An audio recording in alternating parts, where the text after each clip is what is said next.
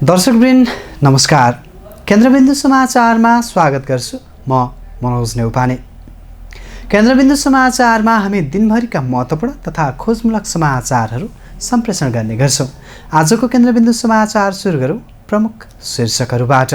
उपाध्यक्ष गौतमको राष्ट्रिय सभामा जाने बाटो खुल्यो। विद्युत प्राधिकरणका कार्यकारी निर्देशकमा कुलमान घिसिङलाई पुनः नियुक्त गर्ने प्रस्ताव नै गएन। भारतद्वारा प्याज निकासीमा रोक, प्रत्यक्ष असर नेपालमा। नेपाली बजारमा 15 देखि 20 रुपियाँ प्रति केजी मूल्य वृद्धि। केरुङ नाकामा रोकिएका कन्टेनर नेपाल ल्याउन पहल गरिदिन सरकारसँग व्यवसायीहरूको माग।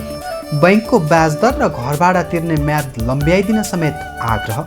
सिन्धुपाल्चोकमा प्राकृतिक विपत्ति र वितण्डा, पहिरोबाट मात्रै 74 को मृत्यु, 41 अझै बेपत्ता। र इङ्ग्लिस प्रिमियर लिग फुटबलमा लन्डन क्लब चेल्सीको शानदार सुरुवात।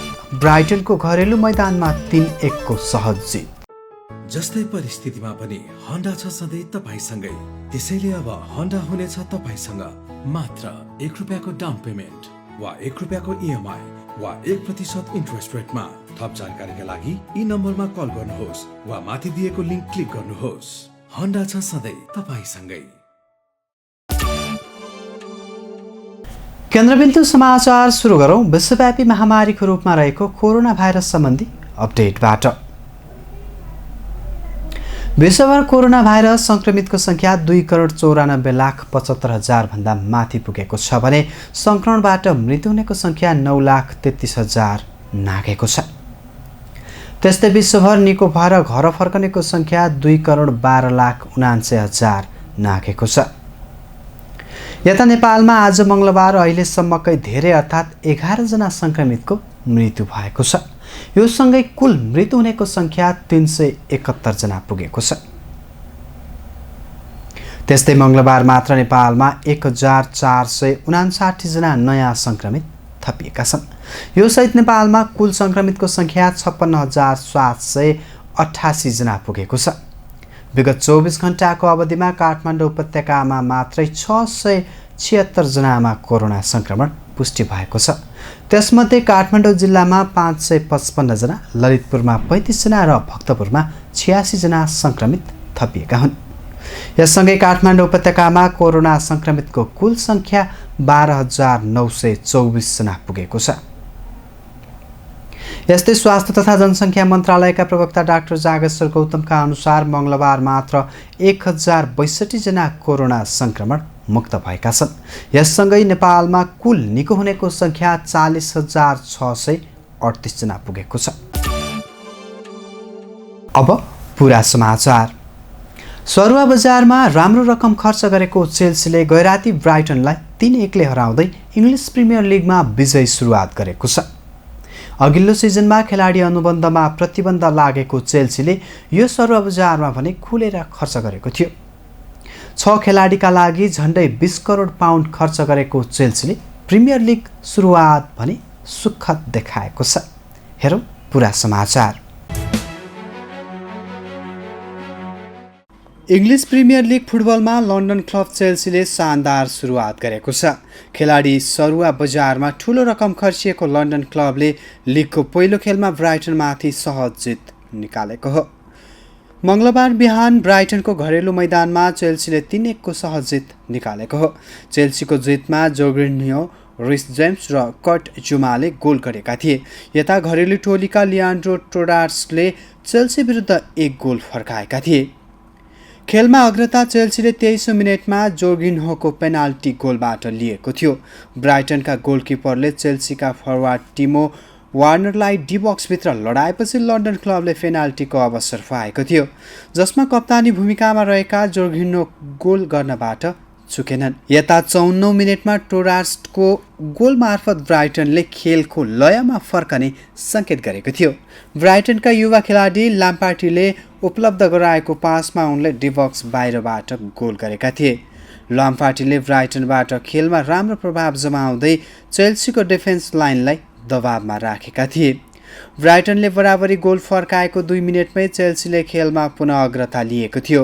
खेलमा जेम्सले डिबक्स बाहिरबाट प्रहार गरेको बलले जाली चुमेपछि चेल्सीले अग्रता लिएको थियो।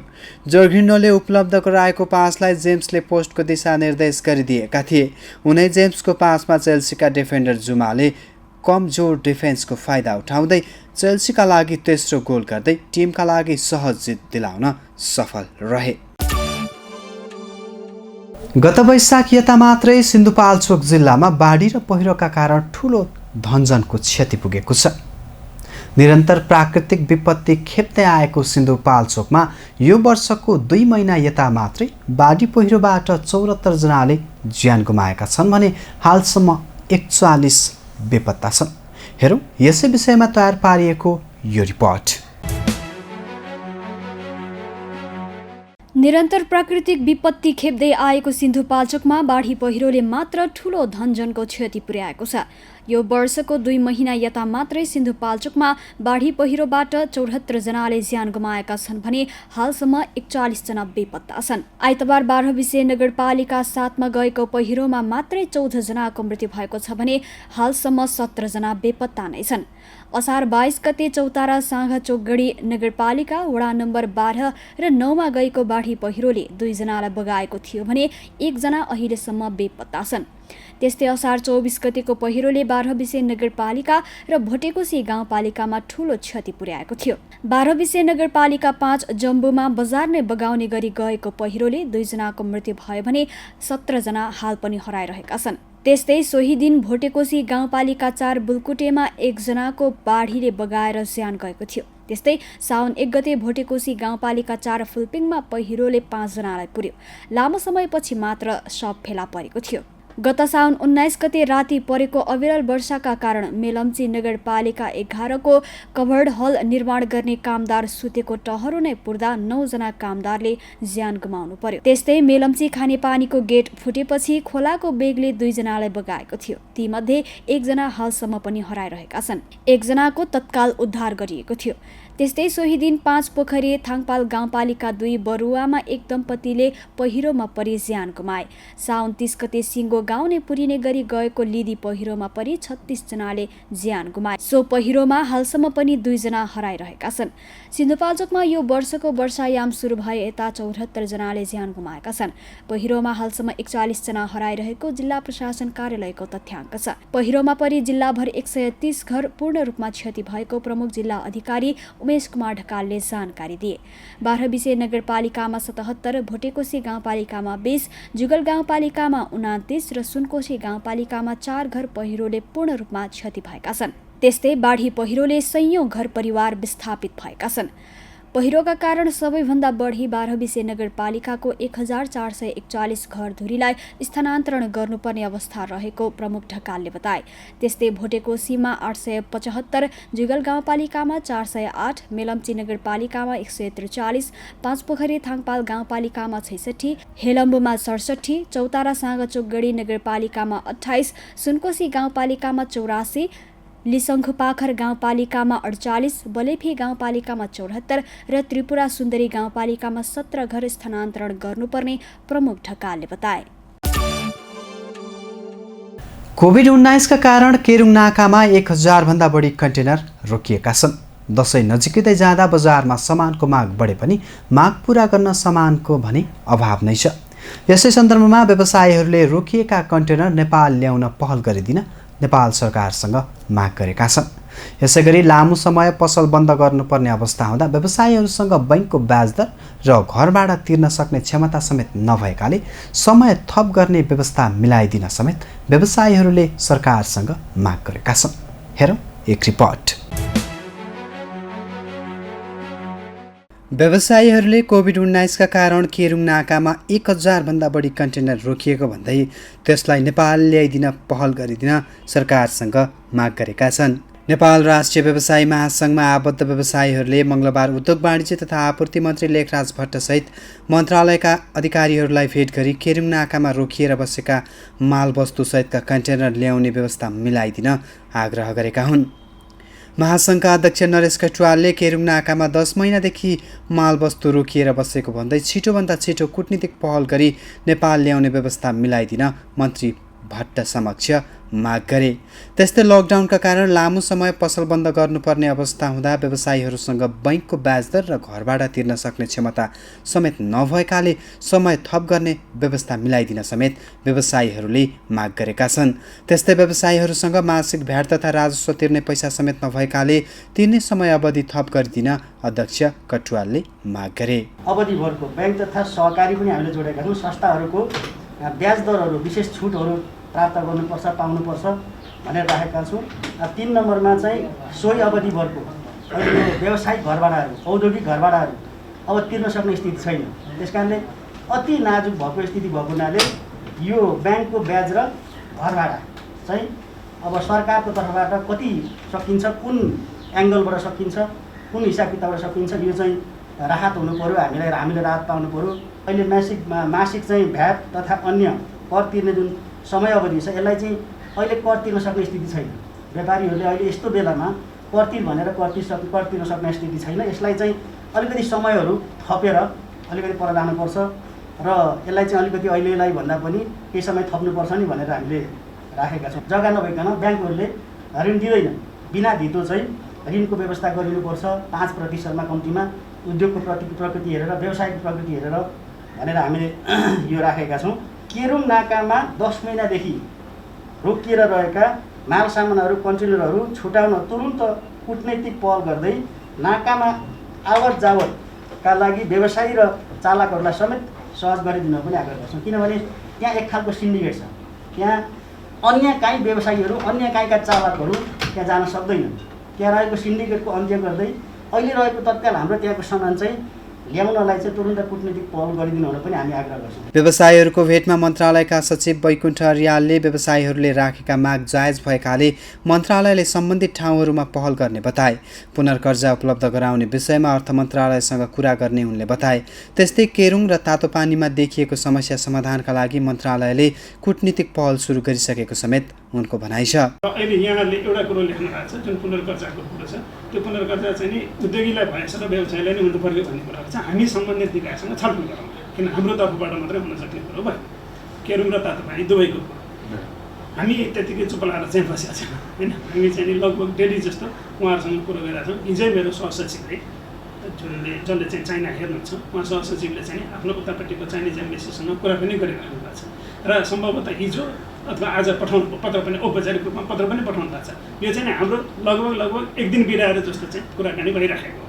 अघिल्लो चरणमा यहाँहरूले भन्नुभएको सही हो, 4वटा कन्टेनर 4वटा ट्रक चाहिँ छोड्ने भनेको, तर पनि त्यो बिचमा गएर कहिले अवरुद्ध भयो, कहिले के भयो, कहिले के भयो।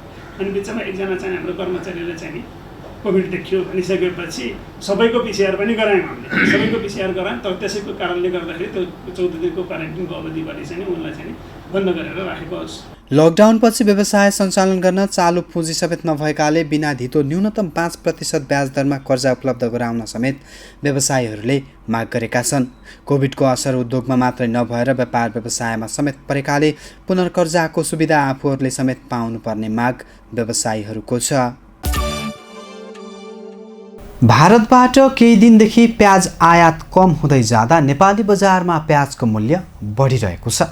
सोमबार मात्रै भारतले तत्काल कुनै पनि देशमा प्याज निर्यात नगर्ने गरी प्रतिबन्ध लगाएपछि नेपालमा त्यसको प्रत्यक्ष असर परेको हो। मङ्गलबार यता मात्रै नेपाली बजारमा 20 रुपैयाँसम्म प्रति केजी प्याजको मूल्य बढेको छ। हेरौँ यसै विषयमा तयार पारिएको यो रिपोर्ट। छिमेकी मुलुक भारतमा प्याजको भाउ बढ्दै गएपछि त्यसको असर नेपाली बजारमा पनि परेको छ। प्याजको मूल्य बढेपछि भारतले सोमबार सूचना प्रकाशित गर्दै निकासीमा रोक लगाएको थियो। भारतले रोक लगाएसँगै मङ्गलबार नेपाली बजारमा 15 देखि 20 रुपैयाँ प्रति केजी प्याजको मूल्य बढेको छ। मङ्गलबार कालीमाटी तरकारी बजारमै प्याजको भाउ बढेको हो। सोमबार 59 रुपैयाँमा बिक्री भएको प्याज मङ्गलबार प्रति केजी 75 रुपैयाँ पुगेको छ। भारतले प्याज निकासी बन्द गरेसँगै यसपालिको दशैँमा प्याजको मूल्य अझै बढ्ने आकलन गरिएको छ। कालीमाटी फलफुल तथा तरकारी विकास समितिका प्रवक्ता विनय श्रेष्ठले भारतमा मूल्य बढेकाले नेपालमा स्वतः मूल्य बढ्ने बताए। भारतबाट निकासी हुँदासम्म चीनबाट पनि खासै प्याज नआउने भएकाले स्थानीय बजारमा प्याजको मूल्य बढेको उनको भनाइ छ। नेपाली बजारमा झन्डै 80% हिस्सा भारतीय प्याजको रहँदै आएको छ। भारतीय प्याजमा रोक लागेसँगै नेपाली बजारले त्यसको प्रत्यक्ष मार खेप्ने गरेको छ। प्याजको उपलब्धता बढाउने तथा घरेलु बजारमा बढिरहेको प्याजको मूल्य नियन्त्रण गर्न भारतको विदेश व्यापार महानिर्देशनालयले प्याजको निकासीमा रोक लगाएको जनाएको छ। महानिर्देशनालयका अनुसार भारतले बेगलुरु तथा कृष्णापुरम जातको प्याजको निकासीमा पनि रोक लगाएको छ। भारत सरकारले हालसम्म यी दुई प्रकारका प्याज निर्यातमा प्रतिबन्ध लगाएको थिएन। दक्षिण भारतका विभिन्न राज्यमा यसपालि धेरै पानी परेका कारण प्याजको बालीमा नोक्सानी भएको छ, जसका कारण उत्पादनमा कमी भएपछि भारतका स्थानीय घरेलु बजारमै प्याजको मूल्यमा वृद्धि भएको छ। घरेलु बजारका साथै थोक मन्डीहरूमा पनि गत अगस्तदेखि नै प्याजको भाउ बढिरहेको महानिर्देशनालयले जनाएको छ। भारतमा प्याजको कारोबार मूल्य किलोको 50 रुपियाँ भारूसम्म पुगेपछि सरकारले प्याजको निर्यातमा रोक लगाएको हो। त्यस्तै कोरोना भाइरसको महामारीको समयमा पनि भारतबाट प्याजको धेरै नै निर्यात भएको छ। अप्रिलदेखि जुनको अवधिमा भारतबाट 19 करोड 80 लाख डलर मूल्य बराबरको प्याज निर्यात भएको महानिर्देशनालयले जनाएको छ। गत वर्ष भारतले विभिन्न मुलुकमा 44 करोड डलरको प्याज निर्यात गरेको थियो। भारतबाट बङ्गलादेश, श्रीलङ्का, मलेसिया र युएई लगायतका मुलुकहरूमा सबैभन्दा बढी प्याज निर्यात हुँदै आएको देखिएको छ। केन्द्रबिन्दु समाचारमा अब आजको टप 1 न्युजको पालो। सोमबार साँझ प्रधानमन्त्रीको सरकारी निवास बालुवाटारमा बसेको मन्त्री परिषदको बैठकले नेकपा उपाध्यक्ष वामदेव गौतमलाई राष्ट्रिय सभा सदस्यमा मनोनयन गर्न राष्ट्रपति समक्ष सिफारिस गर्ने निर्णय गरेसँगै उनको राष्ट्रिय सभामा जाने बाटो खुल्ला भएको छ। तर यता नेपाल विद्युत प्राधिकरणका कार्यकारी निर्देशकमा कुलमान घिसिङको पुनर्नियुक्ति सम्बन्धको प्रस्ताव भने मन्त्री परिषद बैठकमा पेश नै नभएपछि 4 वर्षीय कार्यकालसँगै घिसिङ पदबाट बिदा भएका छन्। हेरौँ यसै विषयमा तयार पारिएको यो विशेष रिपोर्ट। सत्तारूढ दल नेपाल कम्युनिस्ट पार्टी नेकपाका उपाध्यक्ष वामदेव गौतमलाई राष्ट्रिय सभामा जाने बाटो खुलेको छ। सोमबार साँझ प्रधानमन्त्रीको सरकारी निवास बालुवाटारमा बसेको मन्त्री परिषदको बैठकले राष्ट्रिय सभा सदस्यमा मनोनयन गर्न राष्ट्रपति समक्ष सिफारिस गर्ने निर्णय गरेसँगै उनको राष्ट्रिय सभामा जाने बाटो खुलेको हो। प्रधानमन्त्री एवं पार्टी अध्यक्ष केपी शर्मा ओलीले उपाध्यक्ष गौतमलाई राष्ट्रिय सभामा लैजान सिफारिस गर्ने प्रस्ताव गरेका थिए। प्रधानमन्त्री कार्यालयले सिफारिस गरी राष्ट्रपति कार्यालयमा पठाएपछि संविधानको धारा 86 को उपधारा 2 को ख बमोजिम उनलाई राष्ट्रिय सभा सदस्यमा मनोनयन गरिनेछ। तत्कालीन अर्थमन्त्री डाक्टर युवराज खतिवडाको राष्ट्रिय सभा सदस्यको 2 वर्षे पदावधि गत फागुन 21 गते पुरा भएको थियो।